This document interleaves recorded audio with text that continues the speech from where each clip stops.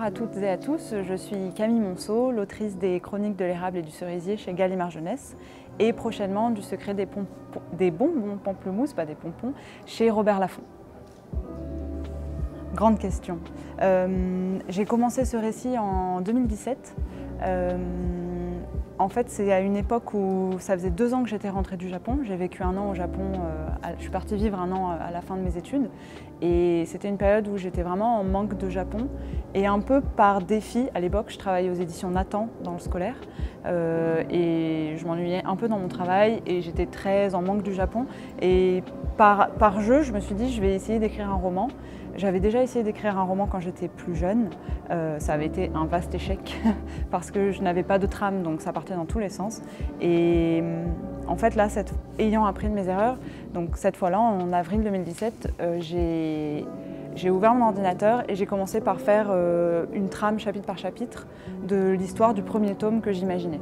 Donc, et en fait, ce qui est assez rigolo, c'est que l'histoire des chroniques m'est venue non pas par le héros, mais par l'héroïne. Donc, dans le tome 1 des chroniques de l'érable et du cerisier, il y a le héros Ichiro qui est un jeune garçon et vers la moitié du roman, il découvre une jeune fille qui s'appelle Hinahime qui vit recluse dans un palais d'Edo, l'ancienne Tokyo, et qui porte un masque tout le temps, de jour comme de nuit. Et en fait, j'ai eu les prémices de ce récit via cette héroïne. C'est elle qui m'est un peu apparue, on dirait une vision mystique, mais c'est un peu ça qui s'est passé. C'est elle qui est apparue en premier. J'avais la vision de cette jeune femme cloîtrée dans un palais, donc un peu une princesse shogunale, donc une membre de l'aristocratie, et portant un masque. Et à partir de là, j'ai fait la trame, j'ai commencé l'écriture, sans imaginer du tout que ça fonctionnerait. Je venais de l'édition aussi, et j'avais fait des études littéraires, donc autant vous dire que pendant toutes mes études, on m'a toujours dit n'essaye même pas d'écrire. Il y a tellement de concurrence, tu n'y arriveras pas.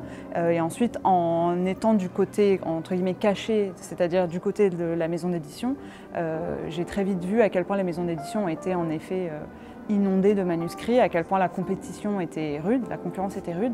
Donc j'ai commencé à écrire sans vraiment imaginer qu'un jour ça pourrait être publié. Bien sûr, je pense qu'on écrit toujours en pensant dans l'idée d'être publié, dans l'idée d'être lu en tout cas, mais ça restait un vague fantasme dans mon esprit.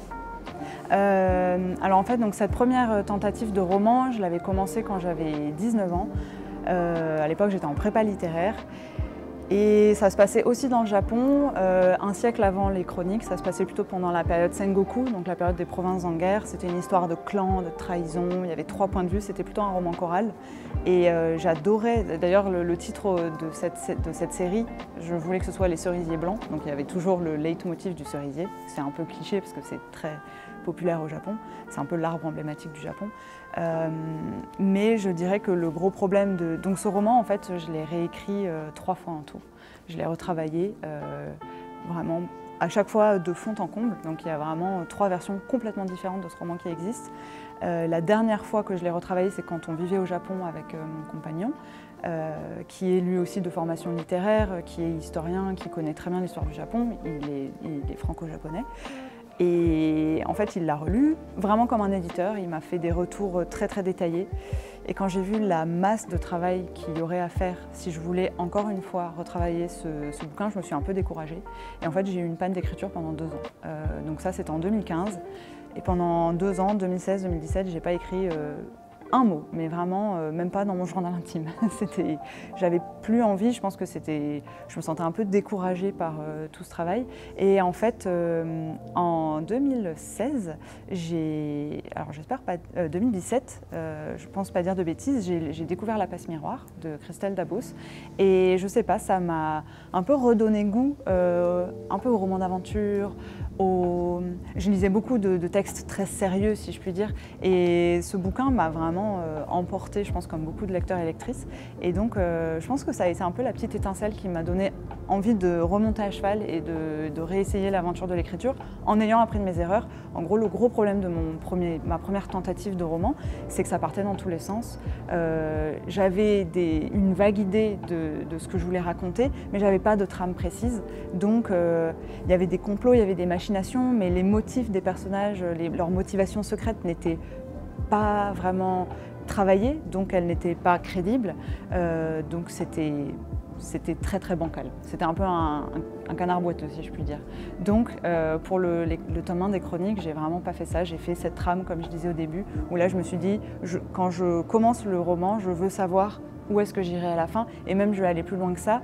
Dès le début, j'avais prévu, à l'origine ça devait être un diptyque, donc 2 romans. Ça devait être Le Masque de No et le tome 2, Le Sabre des Sanada, et seulement 2 romans. Je ne peux pas trop en dire parce que je ne veux pas spoiler les potentiels lecteurs et lectrices, mais en tout cas c'était ça le projet d'origine. Et donc comme je voulais que ce soit que 2 romans, dès le début je savais où je voulais que la saga se termine. Voilà, j'avais la fin dès le début, donc dès 2017. Maintenant on est en 2023, je suis toujours sur la même fin. Par contre bien sûr il y a quand même eu des petites évolutions narratives au fil de l'écriture. Oui. Alors pour le tome 1, je l'ai travaillé toute seule et je voulais que, donc mon mari c'est mon premier lecteur, je voulais qu'il le lise en ayant la surprise complète. Je lui avais rien dit, même pas les twists, etc. Je voulais vraiment qu'il ait parce que comme c'est un éditeur, parfois ça peut être compliqué, donc je voulais vraiment qu'il ait une réaction de lecteur pur, ce qui était très chouette parce qu'il a vraiment découvert le récit. Après pour les tomes 2 et les tomes 3, en général à chaque fois en amont j'ai vraiment travaillé ma trame et ensuite avant de passer à l'écriture je lui ai fait lire et comme ça on travaillait ensemble et parfois il me poussait vraiment dans mes retranchements en me disant mais là, telle par exemple Akemi, la maîtresse espionne, mais pourquoi elle fait ça? Est-ce que c'est vraiment crédible? Est-ce que tu as réfléchi à pour... Il disait même si tu ne l'expliques pas dans le roman, il faut que toi tu saches pourquoi elle fait ça, il faut que ce soit crédible parce que sinon ça va se ressentir et il y aura une faille en fait, une faiblesse dans le récit. Donc là-dessus il ne me ménage pas, mais en même temps c'est vraiment un super exercice en fait. Pour le coup c'est comme le travail de scénario où vraiment on va travailler le scénario à fond et ensuite je passe à l'écriture une fois que j'ai ça. Je dirais 1 mois. 1 mois et après bien sûr, quand je passe à l'écriture, ça m'arrive j'ai beau prendre des notes, parfois ça m'arrive d'oublier moi-même ce que j'avais décidé, de dire ah ben disons qu'à tel moment ils vont à tel endroit et j'ai oublié la justification que j'avais décidé. Et donc là en général je demande à mon mari, je lui dis tu te souviens de ce qu'on avait décidé, ce que j'avais dit, je sais plus, etc. Et donc en général on en reparle et parfois il relève encore des erreurs. Il a un esprit très analytique alors que moi je suis un peu plus fouillie, donc ça me force à travailler de manière un peu plus concrète. Alors j'ai travaillé différemment je pense qu'il y aura les tomes 1, 2, 3 et puis le tome 4 un peu séparément. Pour le tome 1, j'ai fait la première phase d'écriture en faisant des recherches aussi en parallèle. Ensuite, quand il s'est avéré que Gallimard Jeunesse était intéressé et qu'on a signé le contrat, là j'ai eu un énorme coup de stress en me disant « Ouh là là, ça va vraiment être publié, il y a vraiment des gens qui vont le lire ». Et donc, même si je suis pas spécialiste, mais j'ai fait mon mémoire de fin d'études sur la littérature japonaise, donc je connais bien la littérature japonaise, j'ai une licence d'histoire, mais je ne suis pas historienne spécialisée de l'histoire japonaise, donc là je me suis mise à refaire plein de recherches pour vraiment aller chercher les détails, etc. Et ensuite ça c'est un travail qui m'a servi pour les tomes suivants bien sûr. Pour le tome 2, en fait, ça a été un peu plus facile parce que donc j'ai dit au départ, ça devait être un diptyque qui s'est transformé en tétralogie. Pourquoi? Parce que quand je l'ai envoyé à Gallimard Jeunesse, ils m'ont dit ton bouquin est trop gros et donc on te propose de le couper en 2. Et je pourrais revenir là-dessus parce que c'est intéressant sur le travail narratif que ça a impliqué. Mais donc comme on l'a coupé en 2, en fait on a gardé les 2 tiers de mon manuscrit d'origine et il restait un tiers qui me faisait la mouture en fait du tome 2. Donc j'avais moins de recherche à faire parce que j'avais déjà tout fait pour le tome 1. Donc le tome 2, ça s'est très bien passé, je l'ai écrit en 1 an, je me suis dit waouh, j'ai progressé, je suis super forte, c'est vraiment facile. Et là le tome 3, ça m'a un peu mis un coup de bâton, c'était beaucoup plus dur pour celles et ceux qui l'auront lu.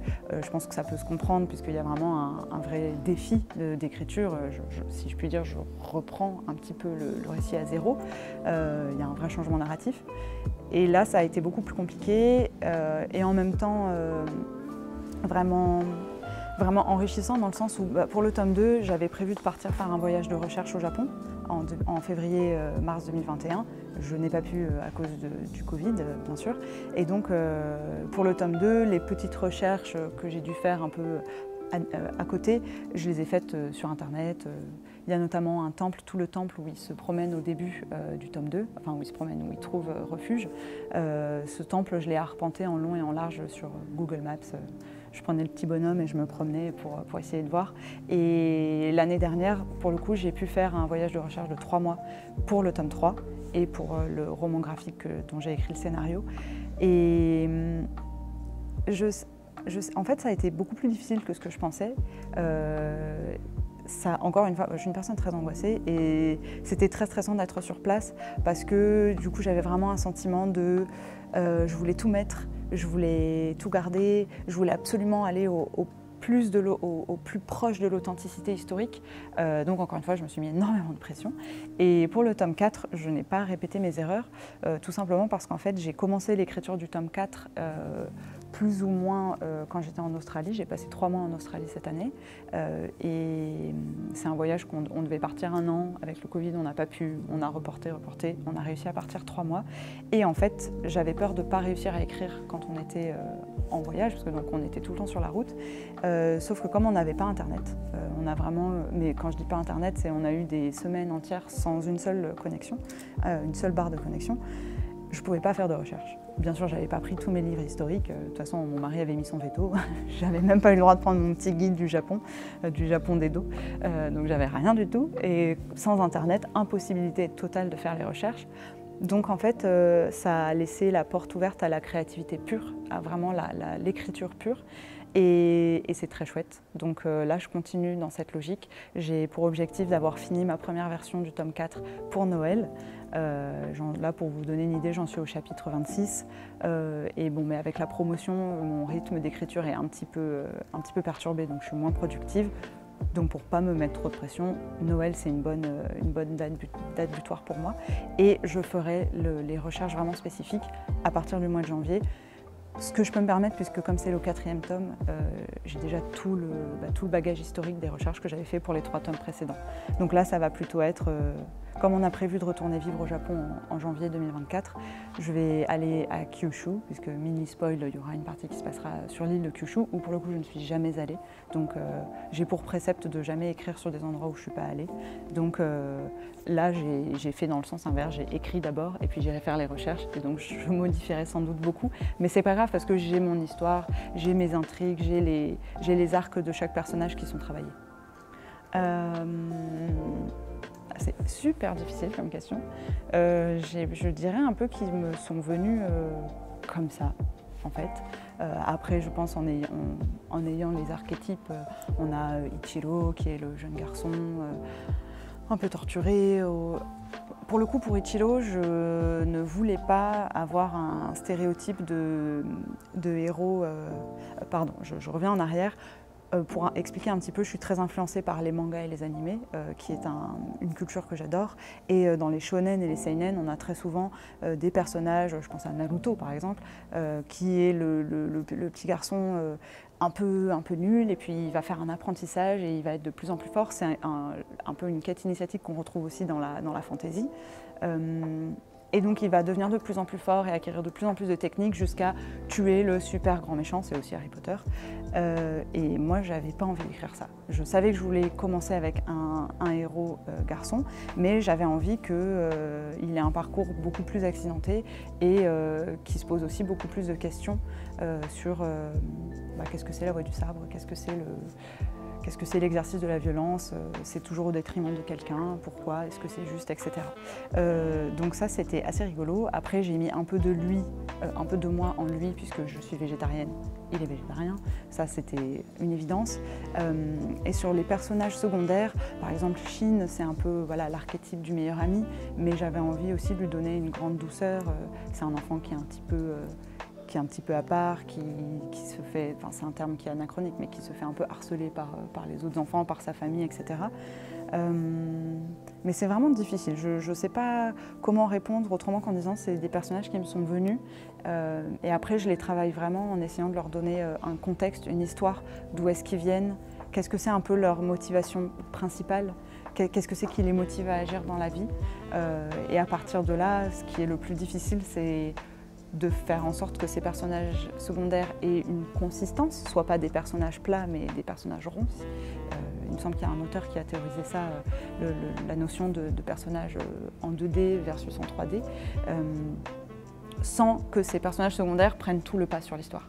Et ça a été très difficile parce que comme je suis très attachée à chacun des personnages, par exemple dans le tome 3, il y a des passages où il y avait beaucoup trop de personnages secondaires qui interagissaient, qui venaient un peu au devant de la scène. Et là, c'est avec la maison d'édition qu'on a fait un travail où mon éditrice a dit là, il faut que ça reste centré sur tes persos principaux. Et donc les autres, même si c'est difficile, tu dois les laisser passer à l'arrière-plan.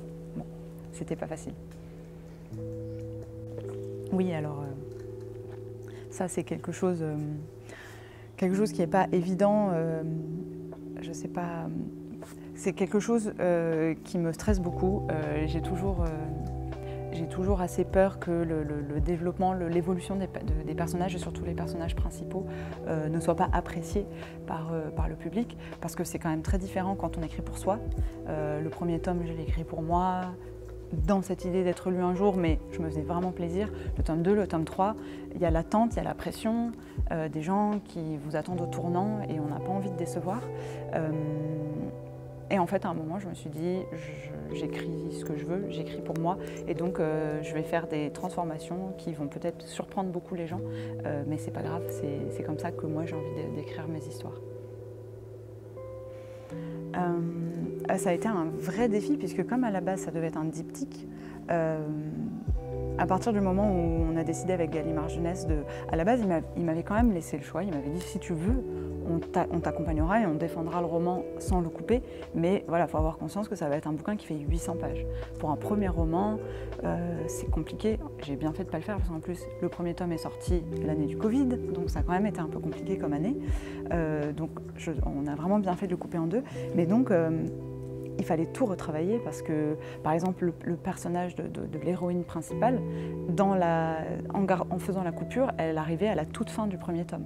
Donc là, j'ai dû tout retravailler, la faire arriver beaucoup plus tôt. Et forcément, 4 tomes, ça donne le temps de développer beaucoup plus.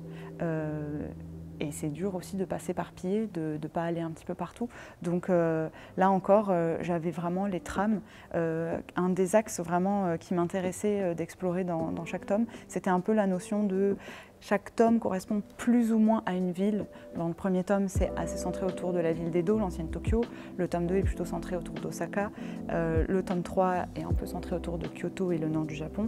Et le tome 4, j'en dis pas trop, mais bon, j'ai déjà évoqué Kyushu. Pourquoi ? Parce que je vois aussi mes romans comme peut-être une porte d'entrée sur la culture japonaise pour un lectorat qui ne connaît pas forcément le Japon ou l'histoire japonaise. Et donc, comme j'adore écrire des descriptions et j'adore aussi le voyage, un des romans qui m'a le plus marqué quand j'étais plus jeune, c'était Le Seigneur des Anneaux. Et je pense qu'une des choses qui m'a le plus plu dans ce roman, c'est l'itinérance en fait, le fait qu'il soit tout le temps en train de voyager. Et moi-même aujourd'hui, je suis nomade, donc je vis à moitié dans mon van et à l'étranger, donc je ne suis pas vraiment sédentaire pour l'instant. Ça, c'est quelque chose qui a été aussi un fil rouge dans la construction du récit. Vous voyez, je ne me suis jamais posé la question comme ça,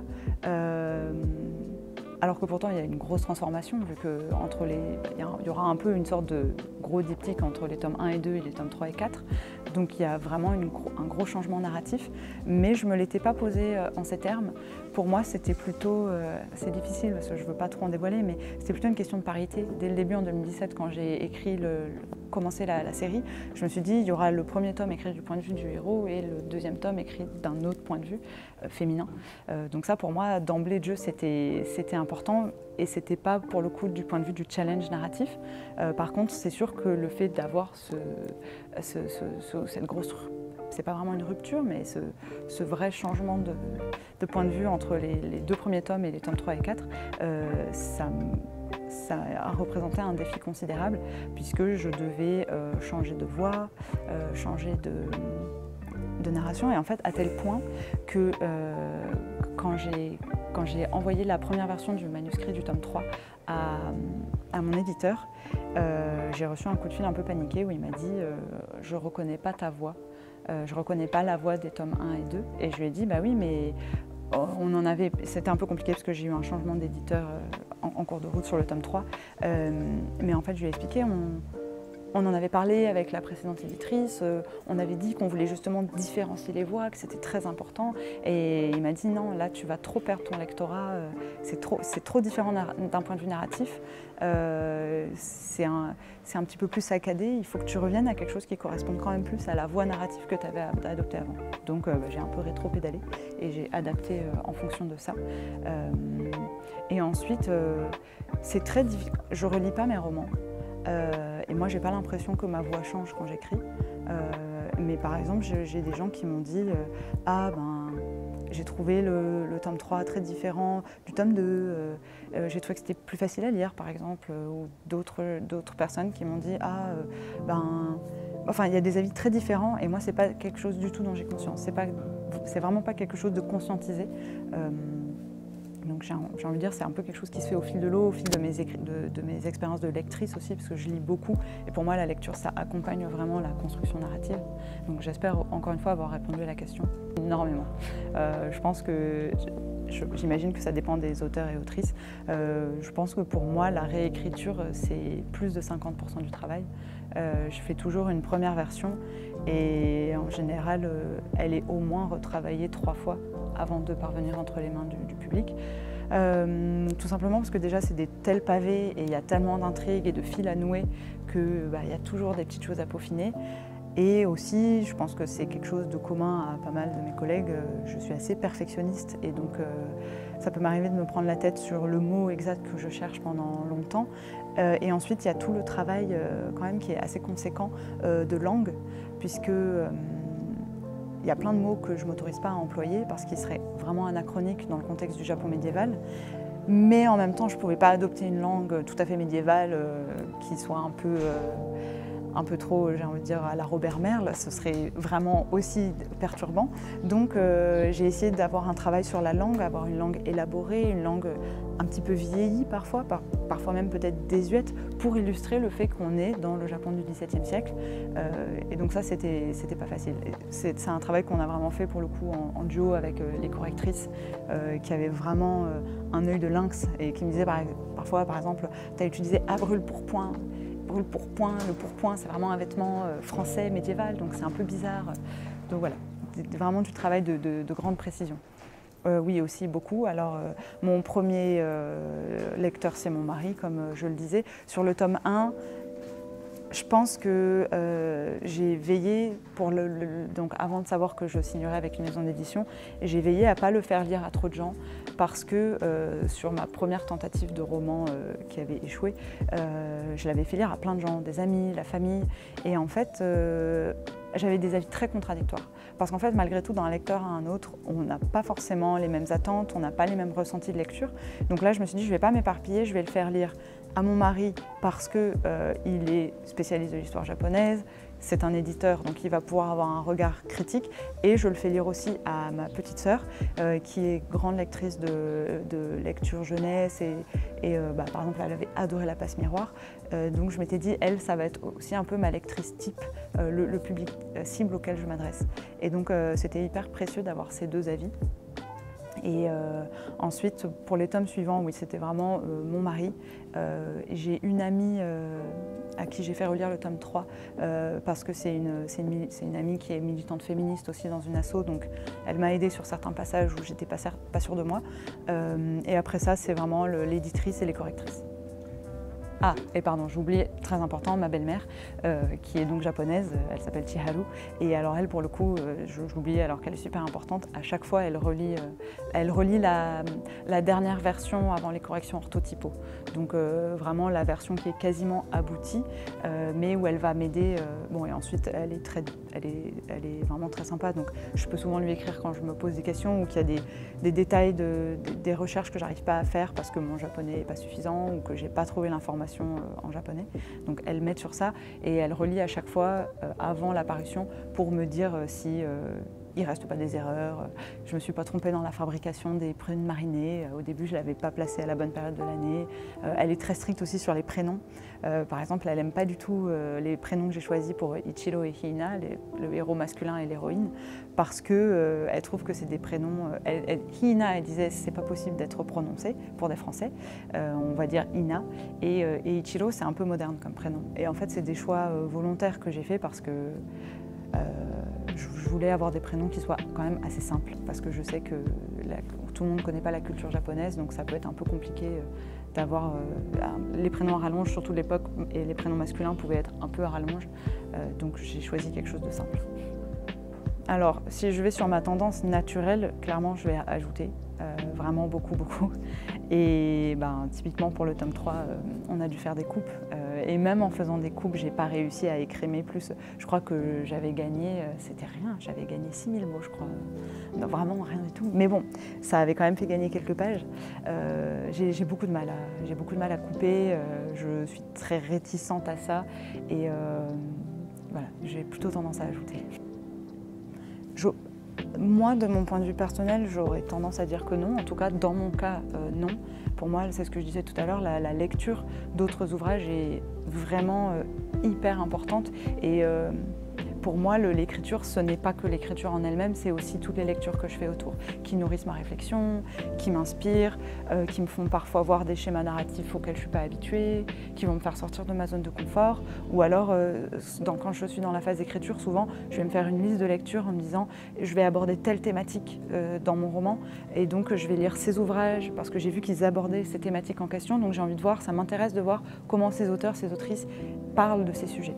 Donc pour moi, ma réponse, ce serait non, je ne peux pas le faire. Alors oui, j'en ai plein. Mon autrice préférée de tous les temps, c'est Marguerite Duras, mais bien sûr, c'est pas du tout un style que je peux utiliser pour les chroniques, puisque le nouveau roman, ça se prêterait pas vraiment au Japon féodal, mais c'est vraiment une autrice que j'adore. Elle a des fulgurances d'écriture qui me plaisent beaucoup. En modèle un peu d'écriture pour les chroniques, il y a eu l'auteur japonais qui s'appelle Inoue Yasushi, qui est vraiment un spécialiste du roman historique japonais. Donc il a écrit sur le clan des Sanada, il a écrit sur Damyodo, qui était donc la veuve du général Hideyoshi dont je parle dans les chroniques. Et en fait, c'est des livres que j'ai lus pas mal dans la période 2015-2016 avant de me lancer dans l'écriture et qui m'ont vraiment donné envie d'écrire moi aussi des romans historiques parce que j'adore l'histoire. Et après, j'ai aussi beaucoup été influencée par l'autrice Robin Hobb, qui est une autrice de fantasy. Et c'est vrai que j'aime beaucoup ces personnages un peu anti-héros, qui restent toujours des héros mais de l'ombre, qui reçoivent jamais les lauriers alors qu'ils font plein de choses bien dans l'ombre. Un peu cette notion de est-ce qu'on fait un acte, est-ce qu'on agit pour les autres parce qu'on veut être récompensé par les autres, ou est-ce qu'on agit parce que c'est la bonne chose à faire? C'est quelque chose qui traverse beaucoup son œuvre et que j'aime beaucoup. Alors, clairement, je me rends compte que je déteste le genre de l'horreur, du gore, etc. C'est pas du tout un genre que je consomme. Et en fait, je me rends compte en écrivant que je suis profondément sadique avec mes personnages, et particulièrement sur le tome 1. Et clairement, si je refaisais les choses aujourd'hui en 2023, je pense que j'écrirais un tome 1 où le héros souffre beaucoup moins. Parce que dans le tome 1, je sais que j'ai quand même des gens qui m'ont dit mais il s'en prend plein la figure. Il y a deux raisons pour lesquelles je pense que je ferais différemment. D'une part, j'ai quand même écrit ce roman avant le Covid, et je trouve que depuis le Covid, il y a vraiment eu un changement, un basculement. J'ai l'impression que les gens, en tout cas moi, j'ai besoin d'un peu plus de douceur. Et parfois je me dis, j'ai pas envie de me lancer dans des trucs où je sais que les héros et les héroïnes vont souffrir.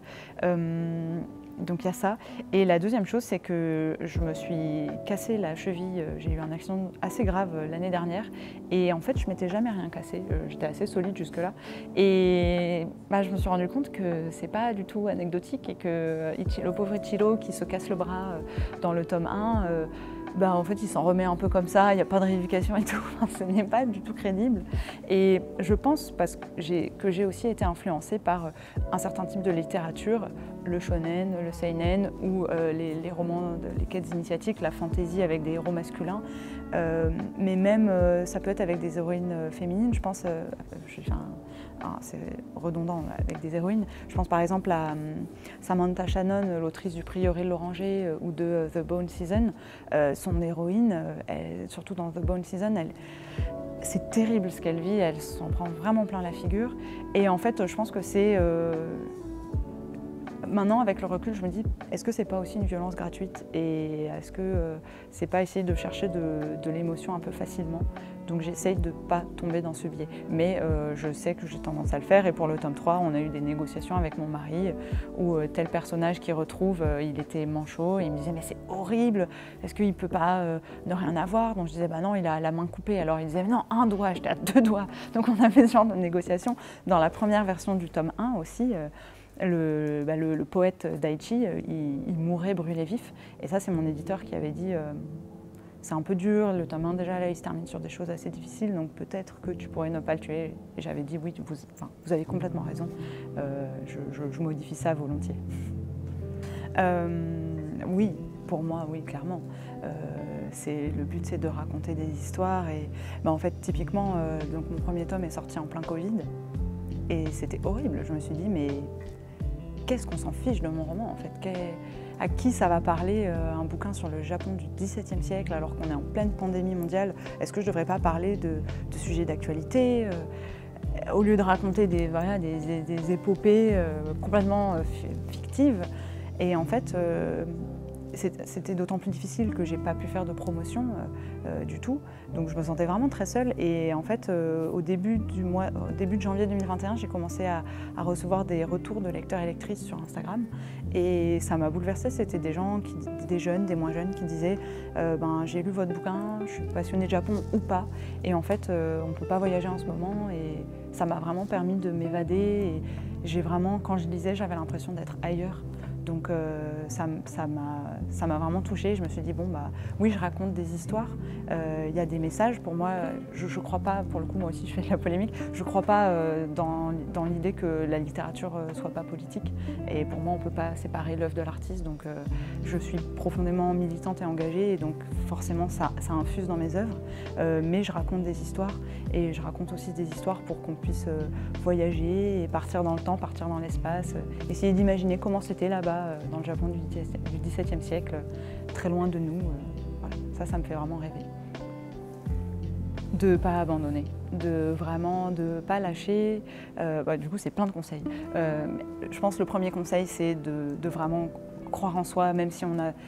J'ai l'impression que quand on écrit, on oscille toujours entre « Ah là, c'est vraiment génial ce que j'ai écrit, je tiens à quelque chose » et le lendemain se dire « C'est de la bouse, c'est vraiment, ça vaut rien du tout ». Je pense que c'est normal. Donc vraiment continuer, se dire que les refus, j'ai essuyé plein de refus quand j'ai envoyé les chroniques et certains assez acerbe. Quand on se lance dans cette aventure, forcément on ne peut pas plaire à tout le monde, donc c'est normal. Et je pense que, alors c'est parce que moi c'est quelque chose de très difficile pour moi, la rature. Au début j'avais beaucoup de mal et c'est pour ça que au début j'écrivais sur des carnets et en fait j'étais incapable de raturer, j'y arrivais pas. Alors que sur l'ordinateur, en fait, à ne pas avoir peur d'effacer, de supprimer et de recommencer ce qu'on a fait, de retravailler. De ne pas se dire, une fois que c'est écrit, c'est gravé, du coup ça ne peut plus bouger.